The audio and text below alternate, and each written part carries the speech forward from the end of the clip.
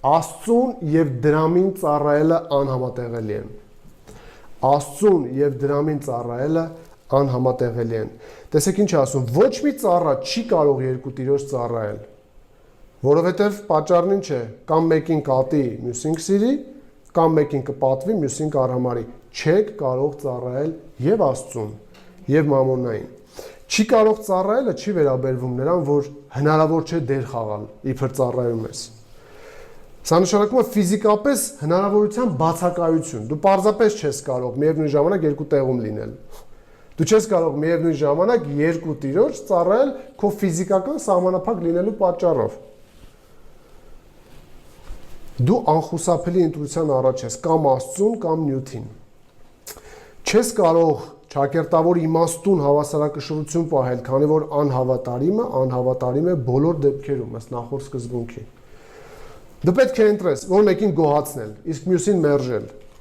Դու որևէ մեկին ես տալու քո մտային, ֆիզիկական, նյութական բոլոր կարողությունները, եւ մյուսին տալու համար այլևս ոչինչ չի մնալու քեզ մոտ։ Ցավոտ օրինակ մեր օրերից, որ հաճախ լսում եմ հավատացյալներին հարցում, օրինակ ինչպես է հոգեվոր վիճակդ, կյանքդ, ընթերցանությունդ, եկեղեցի հաճախելդ, Աստծո ժողովրդի հետ շփվելը, ասում եք, գիտես ժամանակ չունեմ։ Ուր ես ծախսել այդ ժամանակդ։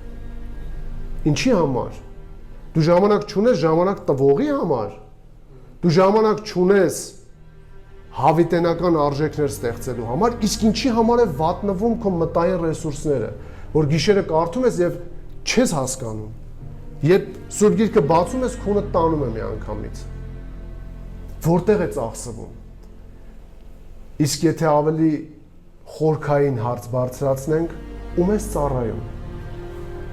Ում։ Հիսուսն ասում է, որ հնարավոր չի, դու չես կարող համատեղել։ Այստեղ չի կարող լինել եւ նրան, այստեղ կամ սկզբունքն է աշխատում։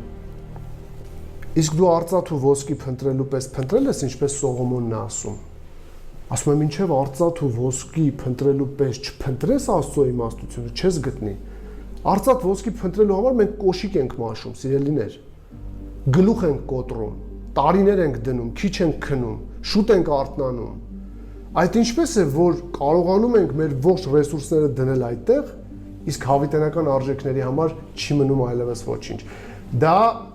խիստ առիթ է իմ եւ ձեր համար, սիրելիներ, մտածելու ում ենք մենք ծառայում։ Սա ինքնակնության հարց է, որ Հիսուսը բարձրացնում է եւ ասում է մի աներկբա սկզբունք, Աստծուն եւ դրամին ծառայելը անհամատեղելի է։ Պետք է ընտրի մարդ, ում է ինքը ծառայում։ Եզրակացությունը հստակ է, ոչ երկիմաստ եւ առանց սակարկումների։ Չեք կարող ծառայել երկու տիրոջ։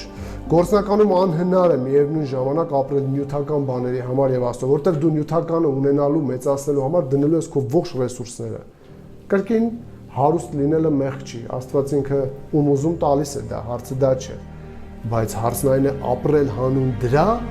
եւ չնպաստել ընդհանրապես ավետարանի շահերին։